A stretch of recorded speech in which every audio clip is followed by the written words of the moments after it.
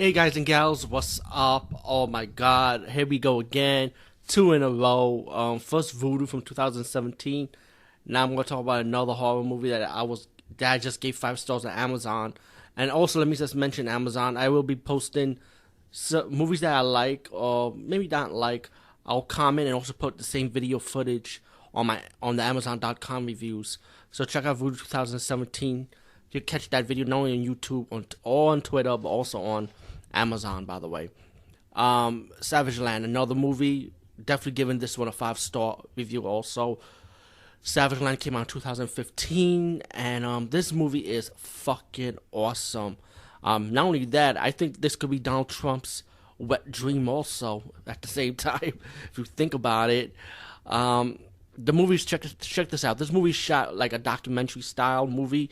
You know those crime movies you see in true story crimes, like unsolved mystery, like no, not unsolved mystery, more like what you see like in American Most Wanted or maybe A&E or one of those crime channel shows that talk about these criminals or serial killers, like, and it's not documented from the beginning and investigations and so on.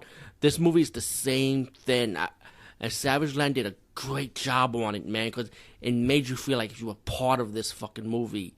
And not only that, this movie might make you want to hold a gun, to defend yourself, because you don't know what the fuck is going to come at you, because anything could happen, even in a small fucking town, right? Check this, anyway, like I said, this movie's shot with a documentary style about this Mexican that from Mexico living in Arizona, and he lives in a small trailer, and across from the trailer is like a small town, like about 56 people live in this town, right? Well, guess what?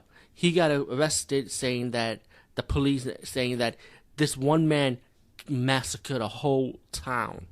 Believe it or not, he massacred a whole fucking town, right? And it makes you wonder, like, wow, how does this guy get away with it? One guy just by himself, not a group of people.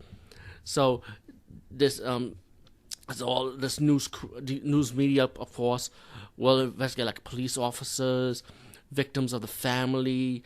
They even talked to a reporter that was working on the case, that he's investigating the case.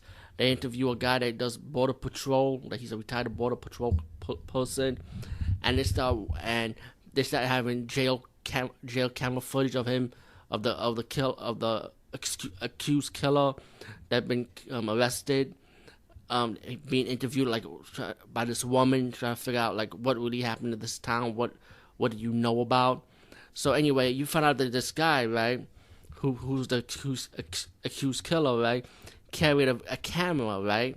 Instead of a guy carrying a video camera, this guy carried a regular camera and took about like 36 or 37 photographs of what happened in this massacred town, right.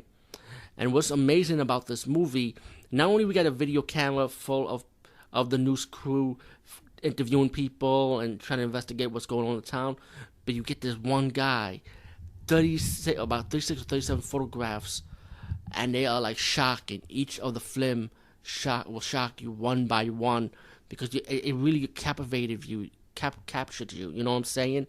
And you start having, and how people are dying. And spoiler, I'm gonna spoil it. So if you have not seen this movie, I advise you, please see this movie first and then check this review out. So far, I gave you like a non-spoiler part of it at the beginning. Now it's gonna be 4 minutes, and get ready. Spoiler. When you look at the picture, it's pretty obvious what happened to this town. They were attacked by zombies. It was a zombie attack on this small town, and each of these zombie photographs look creepy and fucking scary each time, man. How people are like defending themselves, or how people are getting killed by these zombies by a photograph, by looking at these photographs that this guy took, right? And it was amazing that how this one guy was able to take pictures, and they got like closer pictures of these zombies too, also. So it's like, damn, so this guy is still fucking alive until the end. He haven't been dead once, I can still him being dead, and then somebody found the camera, but this guy survived in the town massacre. I mean, right? And I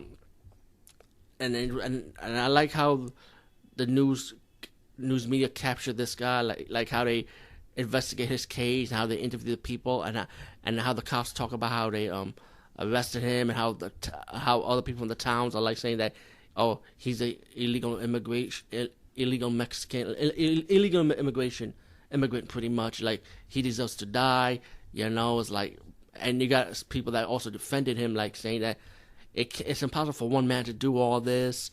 Even the psychologist defended him, saying that he's crazy, he's lying, or he's telling the truth. And the psychologist say, well, he's not the two, but he's pretty much telling the truth, pretty much, is what she's trying to say. So it's like the guy is innocent, but at the end, as being the only survivor from this massacre attack and getting accused of as the person that killed these people, well, he suffered a sad death by getting executed, and it's not fair, you know what I'm saying? So this movie kind of have like a social message also about the border towns of Mexico and America, especially Donald Trump when he wants to build like a wall, So it's kind of weird that I'm talking about this movie now, you know what I'm saying? But this movie came out in 2015, I think. So it's like, it's not far off, All in all, SavageLand is a very, very good fucking movie. Highly recommended. The crime scene photos, it's like realistic. Like I say, this movie feels so realistic, And then you get also a credit ending when you get these gang members that pay homage to the guy that got executed.